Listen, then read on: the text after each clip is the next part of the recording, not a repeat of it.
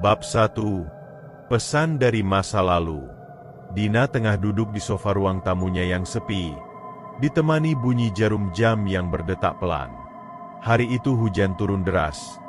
Angin menderu-deru menembus celah-celah jendela tua apartemennya. Malam yang tenang berubah ketika ponselnya bergetar di atas meja. Pesan itu muncul dari nomor tak dikenal, tetapi isinya membuat dadanya berdegup kencang. Dina, ini aku, Siska. Aku di RS Mentari Sejahtera. Aku butuh bantuanmu. Nama itu, Siska, seperti cambuk yang membangkitkan kenangan lama. Siska adalah sahabat masa kecil Dina, seseorang yang selalu hadir di saat-saat sulit. Namun, persahabatan itu retak tanpa alasan jelas, dan mereka kehilangan kontak bertahun-tahun. Dina menatap pesan itu dengan bingung. Bagaimana mungkin Siska tiba-tiba muncul setelah sekian lama? Dan kenapa di rumah sakit? Pikiran-pikiran itu berputar di benaknya, menciptakan gelombang rasa bersalah yang tak bisa ia abaikan. Tanpa banyak berpikir, Dina langsung mengetik balasan. Kau baik-baik saja? Kenapa di rumah sakit? Namun, tak ada jawaban. Ia mencoba menelepon nomor tersebut, tetapi hanya terdengar nada sambung yang panjang, sebelum panggilannya terputus dengan suara statis. Dina menggenggam ponsel dengan erat, tatapannya jatuh pada layar. Sesuatu di dalam dirinya mengatakan bahwa ini bukan kebetulan. Ia mencari nama rumah sakit itu di internet. Hasil pencarian membuatnya bergidik. Rumah sakit itu sudah tutup lebih dari 5 tahun lalu, setelah sebuah kebakaran besar menghancurkan sebagian bangunannya. Banyak pasien yang tidak berhasil diselamatkan, dan cerita-cerita tentang suara-suara aneh di malam hari mulai menyelimuti reputasi tempat itu. Dina memandangi layar laptopnya dengan perasaan campur aduk. Bagaimana mungkin Siska berada di tempat yang seharusnya tidak lagi ada? Namun, logika tak bisa menghentikan dorongan emosionalnya. Bagaimana jika ia benar-benar di sana? Pikirnya, rasa bersalah dan khawatir bertarung dalam benaknya. Dina mengganti pakaian dengan cepat, mengambil mantel dan payung, lalu keluar ke malam yang basah. Hujan lebat menyiram jalanan, membuat lampu-lampu kota memantulkan cahaya redup yang suram. Taksi yang ia naiki bergetar pelan di atas jalan licin, menciptakan suasana mencekam dalam perjalanan menuju RS Mentari Sejahtera. Ketika taksi berhenti di depan gerbang rumah sakit, Dina tertegun. Tempat itu lebih menyeramkan dari yang ia bayangkan. Bangunan besar yang gelap dan penuh lumut berdiri di depannya, dihiasi jendela-jendela yang sebagian besar pecah atau tertutup debu tebal. Plang nama rumah sakit tergantung miring, huruf-hurufnya berkarat dan hampir tak terbaca. Tak ada satupun cahaya yang menyala, hanya bayang-bayang gedung yang melawan cahaya bulan. Sopir taksi melirik Dina dengan ragu. Kamu yakin mau ke sini, Nona? Tempat ini kosong. Orang-orang bilang angker, katanya dengan nada berat. Dina menelan ludah, tapi ia memaksa dirinya tersenyum tipis. Ya, aku hanya sebentar. Setelah membayar, ia melangkah keluar, membiarkan hujan yang dingin membasahi mantelnya. Taksi pergi, meninggalkan Dina sendirian di depan gerbang besi tua yang berderit pelan diterpa angin. Dina berdiri terpaku, mencoba menguatkan hati. Ia mengeluarkan ponsel dan melihat pesan itu sekali lagi. Aku di RS Mentari Sejahtera. Aku butuh bantuanmu. Kata-kata itu seolah menjadi pengingat bahwa ia tak bisa mundur sekarang. Dengan napas tertahan, ia mendorong gerbang berkarat itu. Suaranya berderit memekakan telinga, seperti jeritan seseorang yang tak terlihat. Di balik gerbang, koridor panjang yang gelap dan dingin menunggu, seperti mulut besar yang siap menelannya bulat-bulat. Langkah pertama Dina ke dalam area rumah sakit terasa seperti keputusan yang tidak bisa ia tarik kembali. Angin malam menerpa wajahnya, membawa aroma lembab dan debu. Dengan senter ponsel sebagai satu-satunya sumber cahaya, ia berjalan pelan di tengah kegelapan, merasa bahwa setiap sudut ruangan tua itu menyimpan mata yang mengawasinya. Bab 2. Koridor tak berujung. Dina berdiri di tengah lorong gelap rumah sakit, hanya ditemani suara gemerisik hujan di kejauhan dan gelegar guntur yang samar. Bau lembab bercampur aroma besi berkarat memenuhi udara, membuatnya sedikit mual. Lampu gantung di langit-langit bergoyang pelan, berdecit setiap kali angin malam masuk melalui jendela yang pecah. Dina menyalakan senter di ponselnya. Sinar kecil itu hanya mampu menerangi beberapa meter di depannya. Dengan langkah ragu, ia mulai berjalan. Koridor itu terasa lebih panjang dari yang terlihat. Dindingnya penuh coretan grafiti yang sebagian besar sudah pudar. Namun, satu tulisan di dinding menarik perhatiannya. Jangan diam di sini terlalu lama. Tulisan itu dicoret dengan cat merah yang menyerupai darah, membuat bulu kuduk Dina meremang. Ia menelan ludah, mencoba mengabaikan rasa takut yang mulai merayap. "Siska, kau di sini?" tanyanya. Suaranya bergetar. Namun, yang menjawabnya hanyalah gema langkah kakinya sendiri.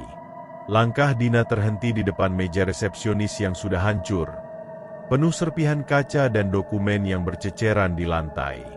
Di antara kekacauan itu, ada sebuah bel tua yang tampak masih utuh. Entah kenapa, Dina merasa tertarik untuk menyentuhnya. Ketika ia memukul bel itu sekali, suara nyaringnya bergema di lorong yang sunyi. Tak ada apa-apa. Ia berbalik untuk melanjutkan pencariannya, namun tiba-tiba suara bel itu berbunyi lagi, 2 kali, kali ini tanpa ia sentuh. Jantungnya berpacu. Ia menoleh cepat, namun tak ada siapa-siapa di sana. Hanya angin, gumamnya pelan, mencoba menenangkan diri meski hatinya berkata lain. Dina mempercepat langkahnya, melewati pintu-pintu kamar yang sebagian besar tertutup rapat. Namun, setiap kali ia melangkah, ia merasa seperti ada sesuatu yang mengikutinya dari belakang. Sesekali ia berhenti dan menoleh, namun bayangan koridor yang kosong tak memberinya jawaban. Setelah beberapa saat, Dina tiba di depan sebuah pintu dengan tulisan angka besar, 307. Angka itu tampak lebih bersih dibanding pintu lainnya, seolah baru saja disentuh seseorang. Dina mengingat pesan Siska, "Aku di kamar 307. Tangannya gemetar saat mencoba membuka pintu itu, namun gagangnya dingin dan terkunci. Ia mengetuk pelan. "Siska, ini aku, Dina." Tak ada jawaban. Hanya suara detak jam tua dari kejauhan. Dina mencoba mendorong pintu lebih keras, dan tiba-tiba, gagang pintu itu bergerak sendiri. Dengan berderit pelan, pintu terbuka sedikit demi sedikit. Di dalamnya hanya ada kegelapan pekat. Dina menyorotkan senternya ke dalam, berharap menemukan sesuatu. Ruangan itu kosong. Hanya ada ranjang rumah sakit yang sudah karatan dan tirai tipis yang berkibar lemah. Namun, di sudut ruangan, ia melihat bayangan seseorang duduk membelakanginya. "Siska?" tanyanya. Suaranya hampir tak terdengar. Sosok itu tak menjawab. Dina mendekat perlahan. Setiap langkah terasa seperti menginjak pecahan kaca. Ketika ia hanya berjarak beberapa meter, sosok itu berbisik dengan suara lirih yang memecah keheningan.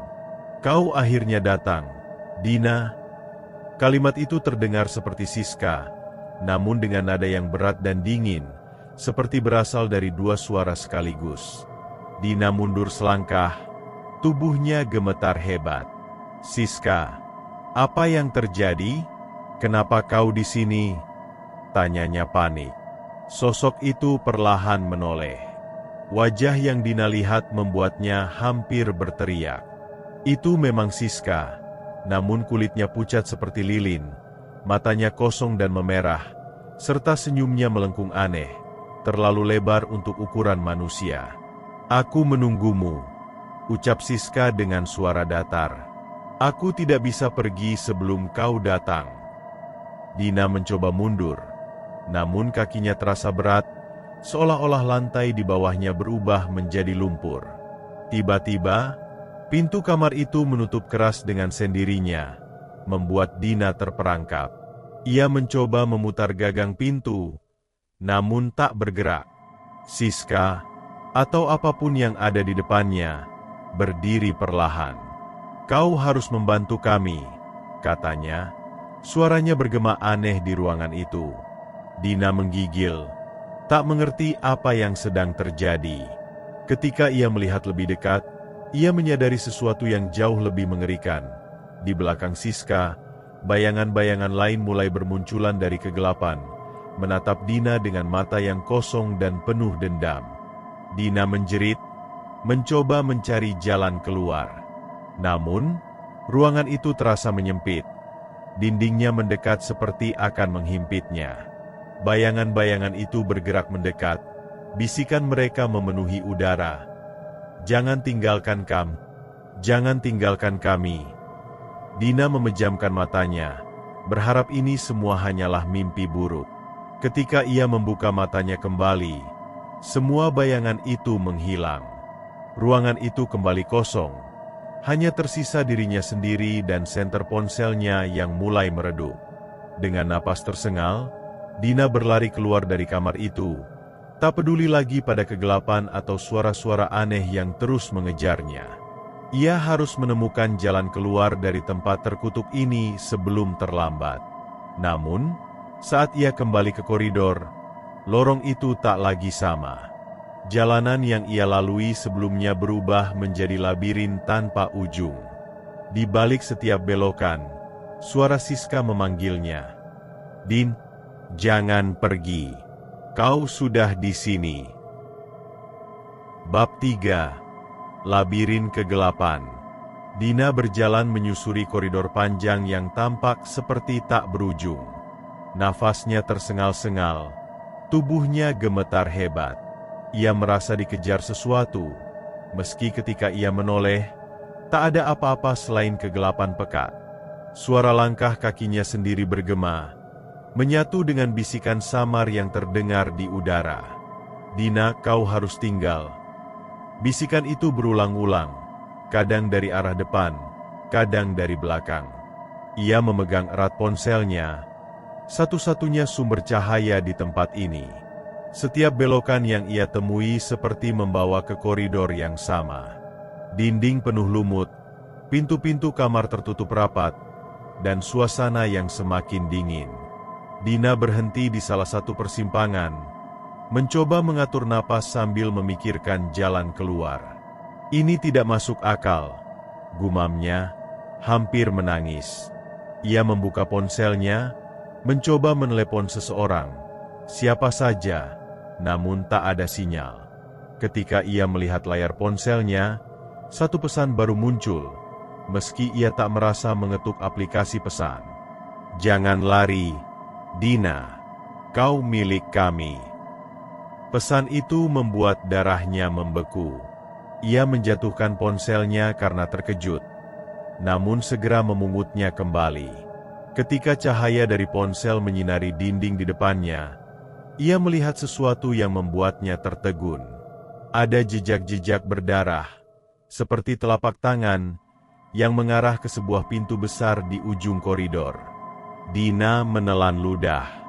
Meski takut, ia merasa tak punya pilihan lain selain mengikuti jejak itu. Dengan langkah berat, ia berjalan menuju pintu tersebut. Pintu besar itu tampak berbeda dari pintu lainnya. Berwarna hitam pekat, dengan ukiran aneh yang menyerupai wajah-wajah manusia yang berteriak. Tangannya gemetar saat mencoba membuka pintu, namun sebelum ia sempat menyentuhnya, pintu itu terbuka sendiri, mengeluarkan suara derit panjang yang menyakitkan telinga. Di balik pintu, terlihat ruang operasi tua yang penuh dengan peralatan karatan dan bercak darah yang mengering di lantai. Lampu ruang operasi tiba-tiba menyala, berpendar lemah dengan suara mendesis. Dina memandangi sekeliling dengan panik. Di tengah ruangan, ada ranjang operasi yang masih utuh, lengkap dengan tali pengikat di bagian ujungnya.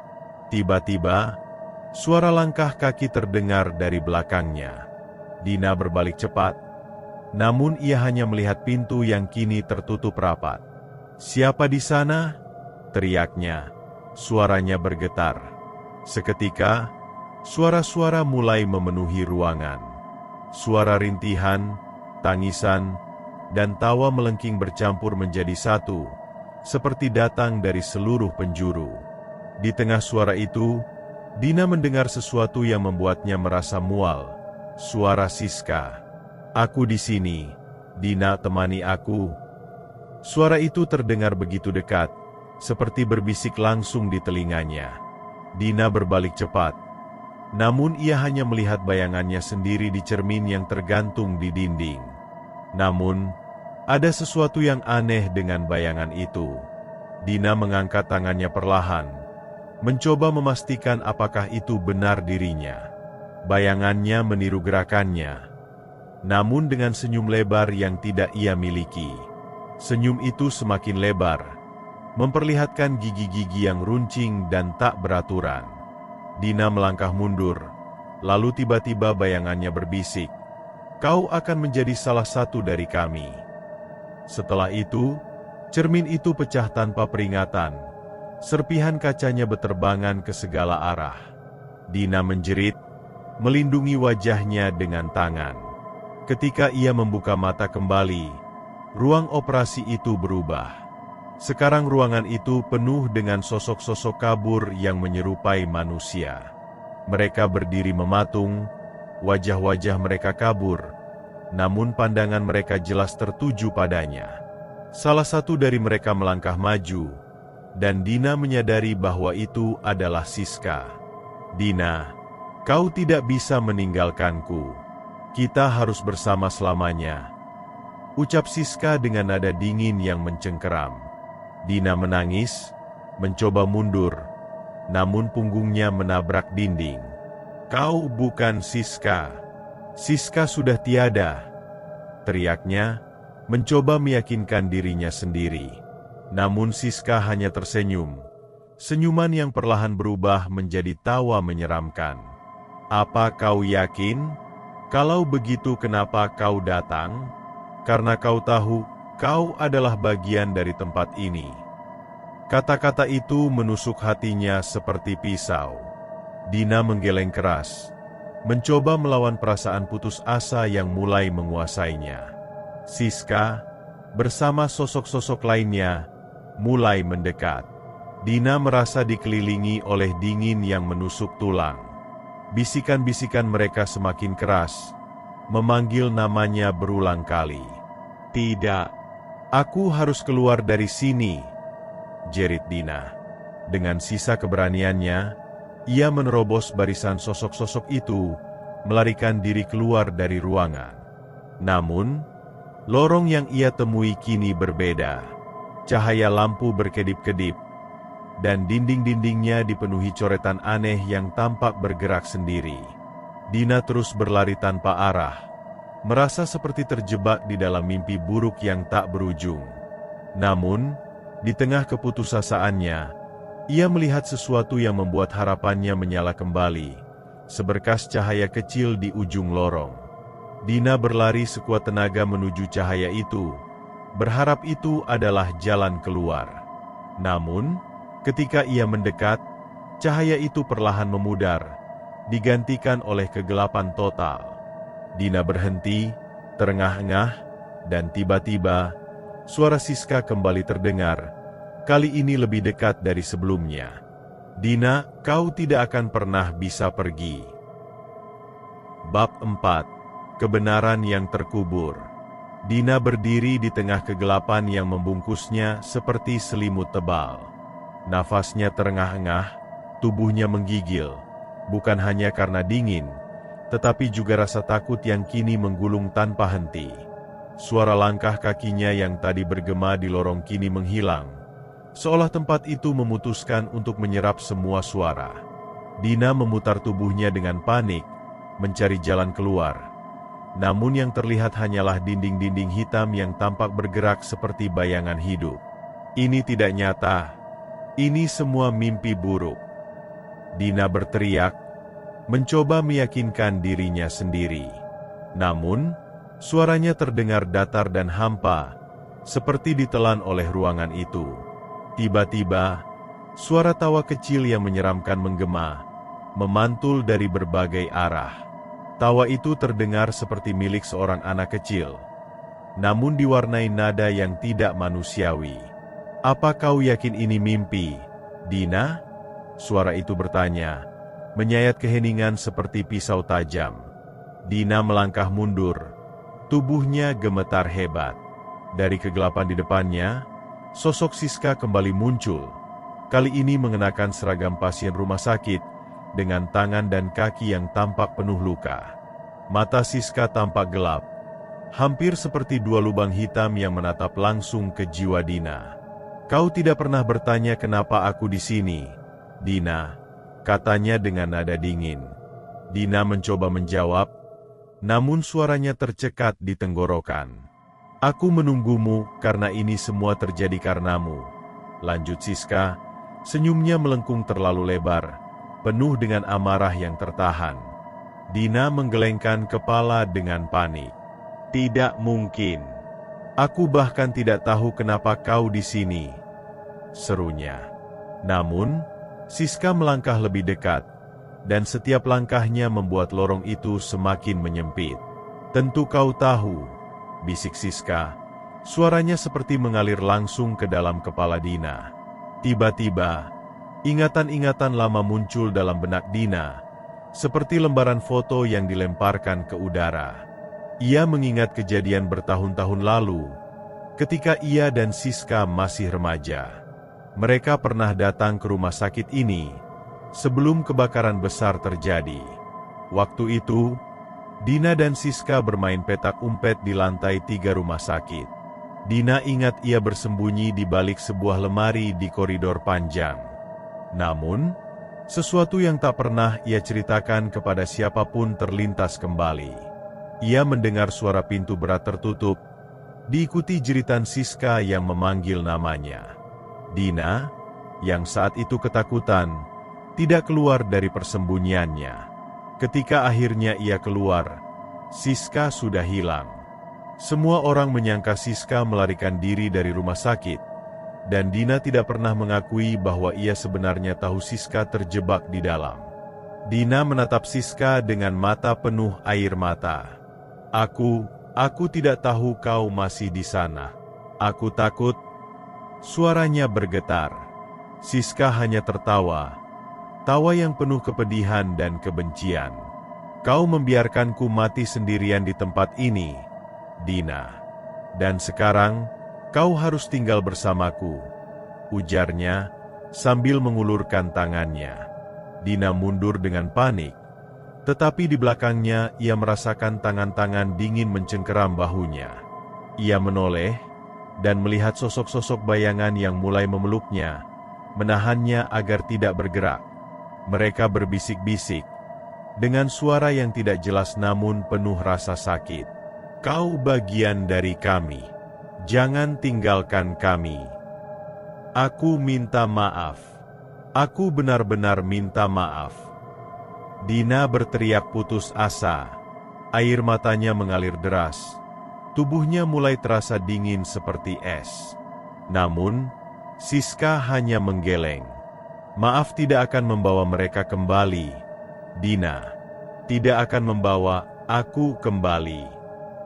Dengan gerakan cepat, Siska mengulurkan tangannya ke arah Dina. Dunia di sekeliling Dina berubah menjadi pusaran hitam yang penuh dengan jeritan dan bayangan.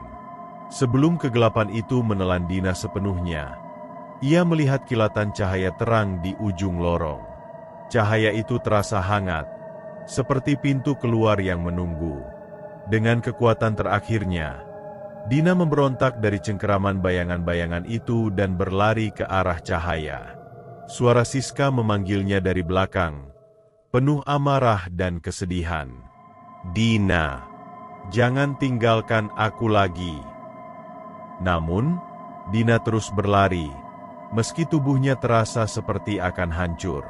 Ketika akhirnya ia menyentuh cahaya itu, ia merasa seperti terlempar keluar tubuhnya. Gelap, dingin, dan bisikan menghilang seketika. Yang tersisa hanyalah sunyi. Bab 5. Melarikan diri dari bayangan. Dina membuka matanya perlahan. Terengah-engah seperti baru muncul ke permukaan setelah tenggelam lama di dasar laut. Tubuhnya terbaring di lantai dingin, diterangi cahaya temaram dari lampu-lampu yang berkedip di atasnya. Koridor rumah sakit itu kini tampak berbeda, lebih terang, namun tetap dipenuhi kehancuran dan bayangan kelam dari masa lalu. Dina mengangkat tubuhnya dengan susah payah, menyadari bahwa ia masih berada di tempat terkutuk itu. "Aku berhasil," bisiknya dengan suara serak. Namun, rasa lega yang muncul seketika hilang saat ia mendengar suara langkah berat di kejauhan. Langkah itu lambat namun berirama, seperti seseorang yang tahu pasti kemana ia berjalan. Dina memutar tubuhnya, menyorotkan ponselnya ke ujung lorong. Sosok Siska kembali muncul, namun kali ini tak sendiri. Sosok-sosok bayangan yang tadinya hanya mengejar Dina kini berdiri berbaris di belakang Siska, seperti pasukan yang siap memenuhi perintah. "Siska, tolong, aku tidak ingin di sini. Aku minta maaf atas semuanya," kata Dina, mencoba berdiri meski kakinya gemetar hebat. Namun, Siska hanya menatapnya dengan mata penuh kebencian dan luka yang mendalam. "Maafmu tidak berarti, Dina. Kau meninggalkanku. Kau bahkan tidak mencoba mencariku. Kini, kau akan merasakan apa yang aku rasakan, terperangkap di tempat ini selamanya." Siska mengulurkan tangannya, dan bayangan-bayangan di belakangnya mulai bergerak mendekat. Dina mencoba berlari, namun tubuhnya terasa berat seperti diselimuti kabut yang lengket. Ia mendengar suara bisikan lagi, lebih keras, lebih tajam, menguasai pikirannya. "Kau bagian dari kami, jangan melawan." Dina menutup telinganya, menjerit keras, namun suara-suara itu terus masuk, menggema di dalam kepalanya. Saat Dina merasa hampir menyerah, ia melihat sesuatu yang tak biasa di dinding lorong. Sebuah pintu kecil yang tampak baru, bersih, dan bercahaya samar. Pintu itu tidak seperti bagian dari rumah sakit tua ini. Harapan kembali menyala di dadanya. Dina berlari menuju pintu tersebut, mengabaikan jeritan Siska dan bayangan-bayangan yang mencoba mencengkeramnya. Ia meraih gagang pintu, namun pintu itu tidak terbuka. Di atasnya tertulis dengan tinta merah, "Kebenaran akan membebaskanmu." Dina menatap tulisan itu dengan kebingungan. Apa maksudnya? Apa yang harus ia lakukan? Bayangan-bayangan semakin mendekat, dan Siska kini berdiri tepat di depannya. "Kau tidak bisa pergi, Dina. Kau tidak pantas pergi," ucap Siska, senyum dinginnya menyayat hati. Dina menatap wajah Siska yang penuh amarah, namun di balik itu, ia juga melihat rasa sakit dan kesedihan yang mendalam. "Aku tahu aku salah," kata Dina dengan suara lemah. Air matanya mengalir deras. "Aku salah karena meninggalkanmu. Aku pengecut. Aku takut. Tapi aku tidak ingin kau terperangkap di sini, Siska. Aku ingin kau tenang." Kata-kata itu keluar dengan penuh penyesalan, seperti beban yang selama ini ia pendam akhirnya terangkat. Dina menatap Siska dengan tulus, tanpa rasa takut, meski bayangan-bayangan di sekitarnya semakin mendekat. Siska terdiam. Wajahnya yang penuh amarah mulai berubah, meski matanya masih memancarkan kesedihan. "Kau benar, Dina. Aku menderita. Tapi itu semua sudah terlambat. Tidak ada yang bisa membebaskan kami. Kami terjebak di sini, dan kau harus tinggal bersama kami." Suaranya melemah, namun kata-kata terakhirnya masih mengandung ancaman. Dina menggeleng. "Tidak, Iska. Aku percaya kau bisa bebas. Aku akan membawamu keluar," katanya dengan penuh tekad. Tiba-tiba, gagang pintu di depannya terasa hangat, dan suara klik terdengar. Pintu itu terbuka, memancarkan cahaya putih yang begitu terang hingga membuat mata Dina sakit. Cahaya itu juga menyentuh Siska dan bayangan-bayangan di sekitarnya. Mereka mundur perlahan, menghindari cahaya yang tampaknya melukai mereka. Siska memandang Dina dengan raut wajah yang sulit dibaca, campuran amarah, kesedihan, dan kerinduan. "Kau tidak bisa membawaku pergi. Tapi aku akan membiarkanmu pergi kali ini," ucapnya pelan. Cahaya dari pintu semakin terang, menelan segalanya. Dina merasa tubuhnya ringan, seperti melayang, sementara suara Siska perlahan memudar. Ketika Dina membuka matanya, ia terbaring di tengah jalan di luar rumah sakit yang kini tampak seperti reruntuhan. Udara segar malam menyentuh kulitnya, dan suara hujan menggantikan bisikan-bisikan menyeramkan. Dina menangis, bukan hanya karena lega, tetapi juga karena kehilangan.